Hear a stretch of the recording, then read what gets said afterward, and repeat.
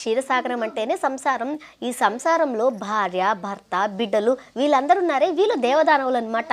మన కర్మలు ఉన్నాయే, ఈ కర్మలే మనం చేసే పనులు అనమాట. ఈ కర్మల వలన ఈ క్షీరసాగర మదనం జరుగుతూ ఆ కర్మల ప్రతిఫలం ఏదైతే వస్తుందో దాన్ని మనకి ఈశ్వరుడు ఇస్తాడు. కానీ ఏ రోజైతే మనము ఈ కర్మలన్నిటికీ అతీతము, ఆ పరమేశ్వరుడు మాత్రమే ఇదంతా ఆయన చేస్తున్న లీల, అదంతా ఆయన నాటకమే అంటూ ఒక కర్మకి మన ప్రతిఫలం ఆశించకుండా ఉంటే మాత్రం ఆయన ఇలా చెప్తాడనమాట, నేనే చూసుకుంటాను, నీకు ఏం కావాలో అది నేను చూసుకుంటా, అసలు నీకు యోగం లేదైనా సరే నీకు నేను ఇస్తాను, ఎప్పుడైతే అది నీకు మంచి జరుగుతుందంటారో, నువ్వు సర్వశరణాగతి నాకు చేస్తావో ఆ రోజు నుంచి నేను నీ బాధ్యత స్వీకరిస్తాను అనేసి కృష్ణ పరమాత్ముడు సుస్పష్టంగా చెప్తారనమాట. కర్మాచరణముల ద్వారా మనం చేసే ఈ కర్మల వల్ల మనకి మోక్షలక్ష్మి, జ్ఞానలక్ష్మి లభిస్తుంది. ఎవరైతే వాడి పనులు సక్రమంగా చేస్తారో, ఏ పనులైతే వాళ్ళు చేయగలిగిన పనులు, ఆ పనులన్నీ సక్రమంగా చేస్తారో వాళ్ళు ఇహలోక సుఖాలతో పాటు పరలోక సుఖాలు పొందుతారు. చక్కగా వాళ్ళ శరీరం విడిచిన తర్వాత ముక్తి కూడా పొందుతారు. ఎప్పుడైతే సర్వశరణాగతి ఈశ్వరుడికి చేసి ఈ కర్మల ఫలితం ఏది ఆశించకుండా మొత్తం ఆయన చేతుల్లోనే పెట్టేసామనుకోండి, మనకి ఏది మంచో ఏది చెడు ఆయన చూసుకుంటాడు. కాబట్టి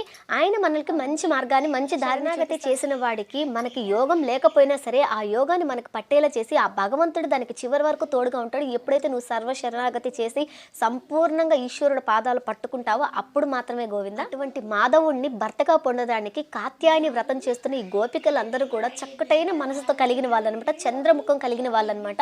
ఎందుకంటే వాళ్ళ మొహంలో నుంచి ఆహ్లాదం మాత్రమే వస్తుంది. ఎందుకంటే ఇతరులకు చెడ్డ కోరుకోరు వాళ్ళు ఎప్పుడు నిత్యం నిరంతరం హరినే కీర్తిస్తూ, హరినే స్మరిస్తూ, హరినే ధ్యానిస్తూ ఉంటారు. కాబట్టి అటువంటి వాళ్ళందరూ మాకు నువ్వు పరా అనే ఒక వాయిద్యాన్ని ఇవ్వమని స్వామివారిని అడుగుతారు కదా. ప్రతిసారి ప్రతి పాసురంలో అడుగుతారు. ఈ పరా అనే దానికి అర్థం ఏంటో మనం ఇంతకుముందు కూడా తెలుసుకున్నాం, మళ్ళీ చెప్తాను.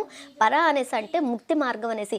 ఇహలోకంతో పాటు పరలోకంలో కూడా మాకు ముక్తిని ప్రసాదించు. మాకు ఎటువంటి కోరిక లేదు, మాకు ఏ కోరిక అవసరం లేదు. మాకు కావాల్సింది ఒకటి నిరంతరం నిత్యం నీ పాద పద్మములను మనసులో స్మరించుకుంటూ నిత్యం నీ సేవ చేసుకుంటూ ఉండే అనుగ్రహాన్ని మాత్రమే మాకు ప్రసాదించు, అంతకు మించి ఇంకేమీ అక్కర్లేదు అనేసి అనింది.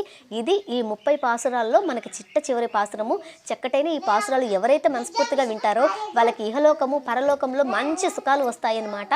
మంచిగా సుఖ సంతోషాలు భోగభాగ్యాలతో అందరూ వర్ధిల్లాలని గురువుగారు అందరినీ ఆకాంక్షించి అందరికీ మంగళం పలికారు.